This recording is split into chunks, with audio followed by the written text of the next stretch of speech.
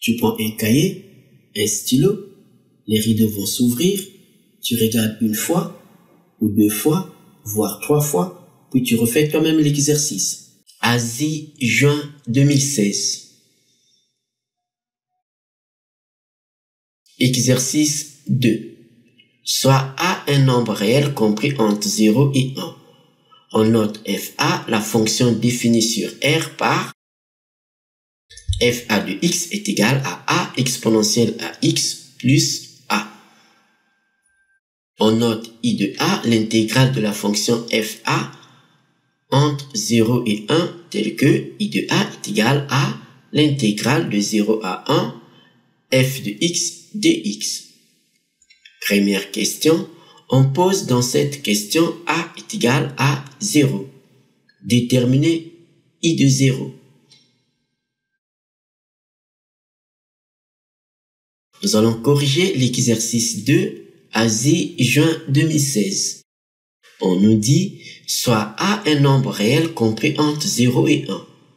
On note FA, la fonction définie sur R par FA de x est égal à A exponentielle à x plus A. Et on nous dit, on note I de A, l'intégrale de la fonction FA, compris entre 0 et 1, tel que I de A est égal à l'intégrale de 0 à 1 FA de x dx. La première question, on pose dans cette question A est égal à 0. Déterminer I de 0. On pose dans cette question A est égal à 0. Nous avons donc A est égal à 0. Alors nous avons donc I de A. Donc on remplace dans cette expression A par 0. Nous obtenons donc I de 0 est égal à l'intégrale de 0 à 1 f0 de x dx. Alors, puisque FA de x est égal à A exponentielle à x plus A, donc dans cette expression de FA de x, on va remplacer A par 0. Donc, on va préciser, puisque FA de x est égal à A exponentielle à x plus A, donc on remplace A par 0 pour avoir f0 de x. Nous obtenons donc f0 de x est égal à 0 exponentielle de 0x plus 0. On sait que 0 fois x, ça fait 0. Donc, exponentielle de 0, c'est 1. Et 0 fois 1, ça fait 0. Plus 0, ça fait 0. Donc, f0 de x est égal à 0. C'est une constante. Alors, on remplace donc ici. Nous obtenons donc I de 0 est égal à l'intégrale de 0 à 1, 0 dx. Alors, la primitive de 0, 0 c'est une constante. La primitive de 0, c'est bien k. Puisque si on dérive la constante k, on trouve 0. Donc, la primitive de la fonction constante qui est égale à 0, c'est bien k. Donc, ce qui nous donne, on a donc k entre crochets. Les bornes d'intégration, c'est 0 et 1. On a donc, il n'y a rien à remplacer. Donc, on trouve k moins k qui est égal à 0. Donc, I de 0 est égal à 0. Deuxième question, on nous dit, on pose dans cette question A est égal à 1. La suite, on étudie donc la fonction f1 définie sur R par f1 de x est égal à exponentielle de x plus 1. La question, petit a, sans étude, représenter graphiquement sur la copie la fonction f1 dans un repère orthogonal et faire apparaître le nombre I de 1.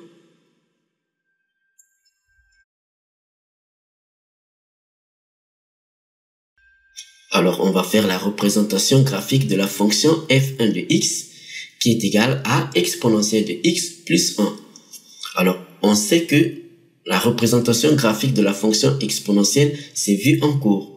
Donc, en faisant la représentation graphique de la fonction exponentielle, on peut déduire par translation la représentation graphique de la fonction f1 de x qui est égale à exponentielle de x plus 1.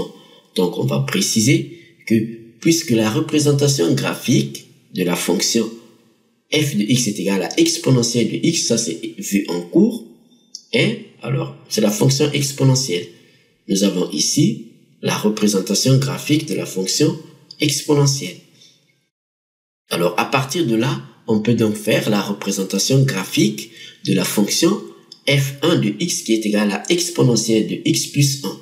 On voit bien qu'ici, ce n'est qu'une translation de vecteur 0, 1, c'est-à-dire, donc on a une translation par rapport à l'axe des ordonnées, donc de 1. Donc le vecteur, c'est le vecteur j. Donc on a une translation de la courbe de la fonction exponentielle du vecteur j. Donc ce qui nous donne, on élève cette courbe à une distance de 1. Nous avons ici donc la fonction f1 de x qui est égale à exponentielle de x plus 1. Ensuite, on nous demande de faire apparaître le nombre i1. i1 n'est rien d'autre que l'intégrale de 0 à 1 de f1 de x dx. Donc, étant donné que f1 de x, f1 ici, on voit bien que cette fonction est positive. Donc, c'est supérieur, strictement supérieur à 0. Donc, i1 n'est rien d'autre que l'aire du domaine délimité par la courbe de la fonction f1, la droite d'équation x est égal à 0, qui est l'axe des ordonnées, puis x est égal à 1, qui est une parallèle à l'axe des ordonnées qui passe par 1, puis l'axe des abscisses. Donc, nous avons ici ce domaine qui est I1. En petit b, on nous dit calculer la valeur exacte de I1, puis arrondir au dixième. Alors, nous avons I1, c'est l'intégrale de 0 à 1, f1 de x dx. On connaît f1 de x, c'est exponentielle de x plus 1. Donc, on remplace. Nous obtenons donc I1 est égal à l'intégrale de 0 à 1 exponentielle de x plus 1 dx.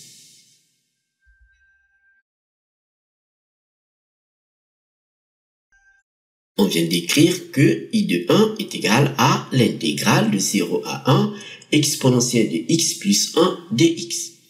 On va donc chercher la primitive de exponentielle de x plus 1. Ici, nous avons 1, on sait que la primitive de 1, c'est x.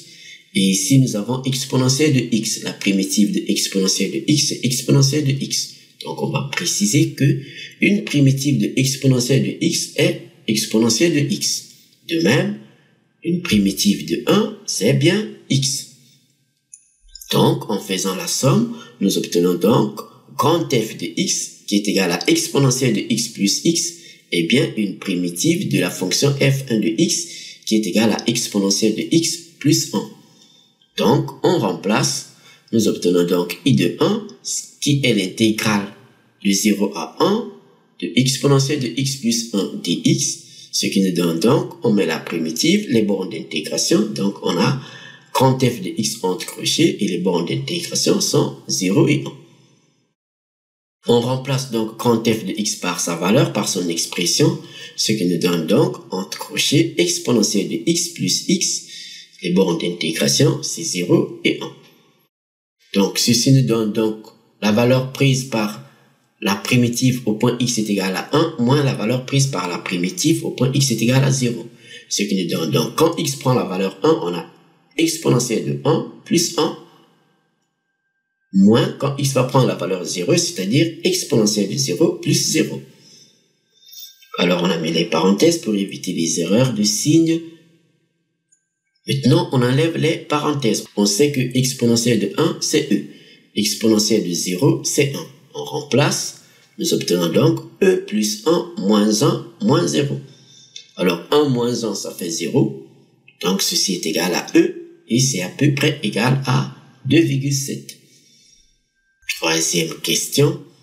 Existe-t-il une valeur de a pour laquelle i de a est égal à 2? Si oui, en donnez un encadrement d'amplitude 10 à la puissance moins 2.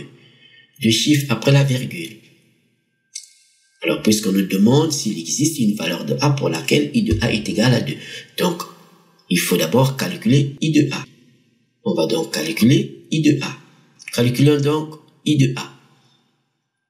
Alors, nous avons i de a qui est égal à l'intégrale de 0 à 1 f a de x dx. On connaît l'expression de f a de x par définition, c'est f a de x est égal à a exponentielle de ax plus a. Donc, on remplace f a par son expression ici. Donc, on remplace f(a) de x par a exponentielle à x plus a. Nous obtenons donc I de a est égal à l'intégrale de 0 à 1, a exponentielle à x plus a dx. Donc, en appliquant la linéarité de l'intégrale, nous obtenons donc l'intégrale de 0 à 1, a exponentielle à x dx, plus l'intégrale de 0 à 1, a dx. On vient d'écrire que I de a est égal à l'intégrale de 0 à 1, a exponentielle de a de x dx, plus l'intégrale de 0 à 1, a dx. Alors, pour calculer cette intégrale, on doit connaître les primitives, la primitive de a et la primitive de a exponentielle de ax. Alors, d'après le tableau des primitives, on sait que la primitive de exponentielle de ax est bien exponentielle de ax sur a. Donc, en multipliant par a, c'est-à-dire en prenant comme constante a, en multipliant le tout par a, nous obtenons donc une primitive de a exponentielle ax, c'est bien a multiplié par exponentielle de ax sur a. On simplifie les a, ce qui nous donne exponentielle de ax. On peut donc calculer déjà cette intégrale. Nous obtenons donc l'intégrale de 0 à 1 a exponentielle de ax dx. On a la primitive ici, donc exponentielle de ax et les bornes d'intégration est 0 et 1. Ce qui nous donne donc la valeur de l'exponentielle de a de x quand x prend la valeur 1 moins exponentielle de a de x quand x prend la valeur 0. Ce qui nous donne exponentielle de a fois 1 moins exponentielle de a fois 0. Alors a fois 0, ça fait 0. Exponentielle de 0, ça fait 1. A fois 1, ça fait a. Donc on a exponentielle de a moins exponentielle de 0, ce qui nous donne exponentielle de a moins 1. Alors, la primitive de a, on sait que c'est ax. On va donc préciser une primitive de a, eh bien, ax. Donc, on peut facilement calculer cette intégrale puisqu'on connaît la primitive. Donc, on a l'intégrale de 0 à 1, a dx. Ça fait donc la primitive ici entre crochets et les bornes d'intégration sont 0 et 1. Ce qui nous donne donc quand x va prendre la valeur 1 moins quand x va prendre la valeur 0. Donc, la valeur de la primitive au point x est égal à 1, moins la valeur de cette primitive au point x est égal à 0. Ce qui nous donne a fois 1 moins a fois 0.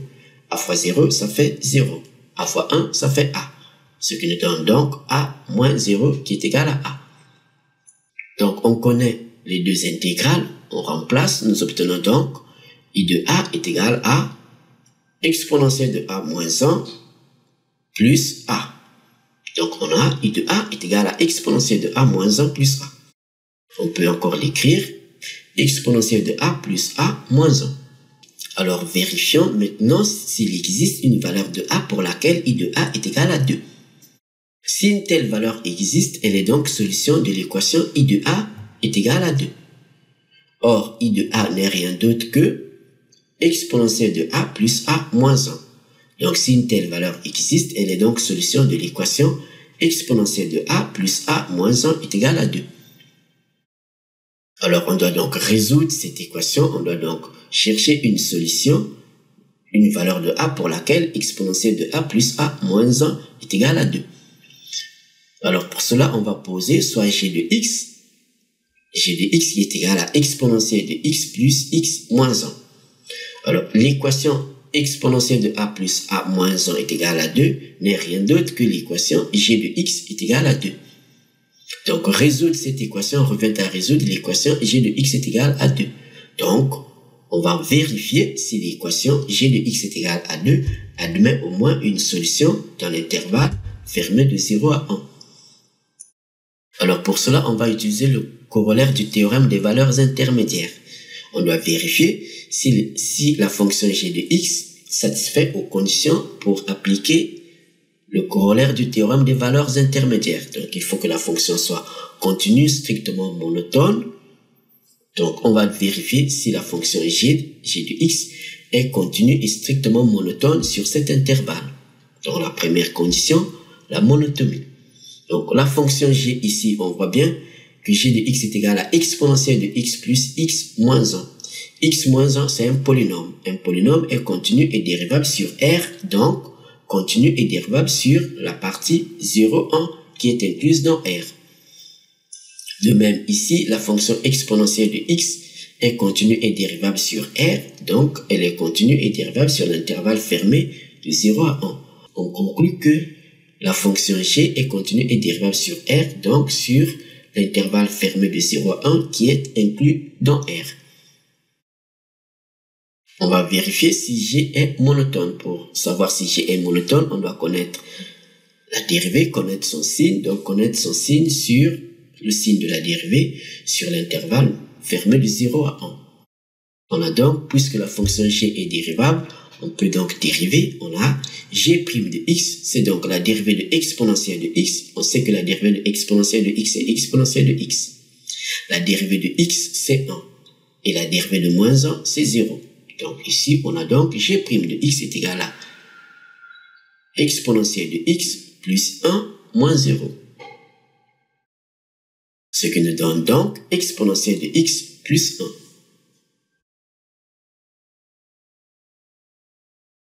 On vient d'écrire que g' de x est égal à exponentielle de x plus 1. On va maintenant étudier le signe de g' de x. On sait que la fonction exponentielle est strictement supérieure à 0. Donc pour tout réel x, exponentielle de x est strictement supérieure à 0. Donc exponentielle de x plus 1 reste strictement supérieure à 0. On va donc écrire que g' de x qui est égal à exponentielle de x plus 1 est strictement positif.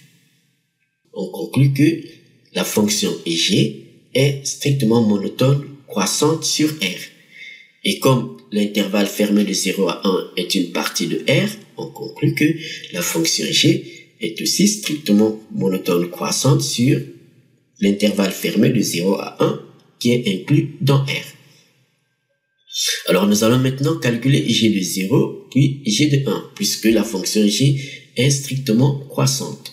Nous avons g de x qui est égal à exponentielle de x plus x moins 1. On va calculer g de 0. G de 0 est égal à, on remplace x par 0, on a donc exponentielle de 0 plus 0 moins 1. Exponentielle de 0, c'est 1. On a donc 1 plus 0 moins 1. 1 moins 1, ça fait 0. Donc, g de 0 est égal à 0. On voit bien que 0 est plus petit que 2. On va calculer cette fois-ci g de 1. G de 1 est égal à, alors à la place de x, on met 1. Nous obtenons exponentielle de 1 plus 1 moins 1. 1 moins 1, ça fait 0. Exponentielle de 1, ça fait e. Donc, nous obtenons e plus 1 moins 1, ce qui nous donne e qui est à peu près égal à 2,7. On voit bien que c'est strictement supérieur à 0. Alors, on conclut que, d'après le corollaire du théorème des valeurs intermédiaires, on le rappelle ici, que soit f une fonction définie et strictement monotone sur un intervalle i, a et b étant deux réels dans i, pour tout réel k compris entre f de a et f de b, l'équation f de x est égale à a admet une unique solution alpha compris entre a et b. A pour nous ici c'est 0, b pour nous ici c'est 1, et k pour nous ici c'est 2. Donc on voit bien que g de 0 est égal à 0, plus petit que 2, g de 1 est égal à 2,7, plus grand que 2, on conclut que il existe une valeur pour laquelle g de x est égal à 2. Donc on va écrire que d'après le corollaire du théorème des valeurs intermédiaires, l'équation g de x est égal à 2 admet bien une solution unique compris entre 0 et 1.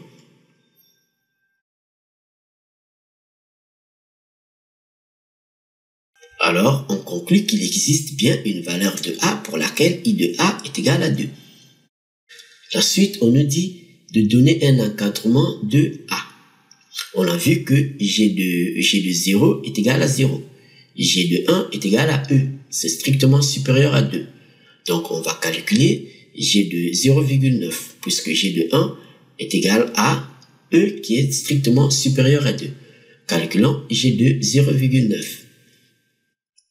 Donc g de 0,9, on remplace x par 0,9 dans l'expression de g de x. On a donc e de 0,9 plus 0,9 moins 1. En prenant la calculatrice, on trouve à peu près 2,35. On a un nombre qui est strictement supérieur à 2. Alors, on continue à réduire. On va donc calculer G de 0,8 et ainsi de suite jusqu'à trouver un nombre qui soit strictement inférieur à 2. Donc, G de 0,8. On remplace x par 0,8 dans l'expression de G de x. On a donc exponentielle de 0,8 plus 0,8 moins 1. On prend la calculatrice. On trouve c'est 2,02. C'est toujours strictement supérieur à 2. On va réduire encore. On va calculer cette fois-ci G de 0,7. On remplace x par 0,7 dans l'expression de G de x. On a donc exponentielle de 0,7 plus 0,7 moins 1. Et on prend la calculatrice. On trouve à peu près 1,71. On voit bien que 1,71 est largement inférieur à 2. On conclut que A est compris entre 0,7 et 0,8.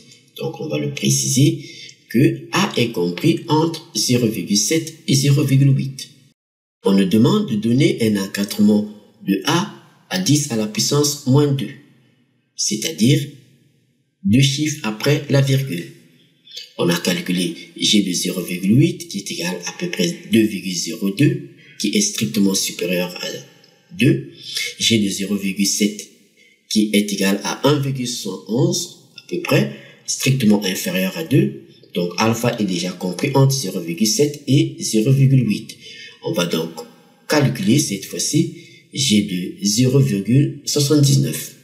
Donc en remplaçant x par 0,79 dans l'expression de G de x, on a G de 0,79 est égal à exponentielle de 0,79 plus 0,79 moins 1. Et on trouve à peu près 1,99 strictement inférieur à 2. Alors, G de 0,8 est égal à 2,02, c'est-à-dire G de 0,80. Donc, on va le préciser que G de 0,8, c'est G de 0,80. On a trouvé, c'est 2,02. C'est strictement supérieur à 2. Donc, ici, on conclut que A est bien compris entre 0,79 et 0,80. Donc, on va le préciser. On a donc l'encadrement de A. A est compris entre 0,79 et 0,80. On a bien un encadrement à 10 à la puissance moins 2. Merci Kempermat. N'oublie pas de t'abonner à notre chaîne et de faire un like.